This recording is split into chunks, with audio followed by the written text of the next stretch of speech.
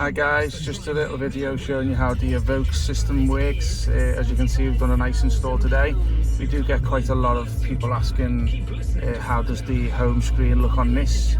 As you can see, everything works on the system as it should. I'll just lower it down slightly. As you can see, this is the original Range Rover Evoque screen, which you'll always get on here anyway. So as you can see, it's all fully touchscreen. So this is a nice 10.25 inch screen. So obviously you've got all your cameras and your ambient lighting still on there. So obviously that still works. If you want to go over to Android screen, then obviously you would need to go over to there. So as you can see, you can go back and forth at will. And obviously it looks lovely on the screen, all touch screen.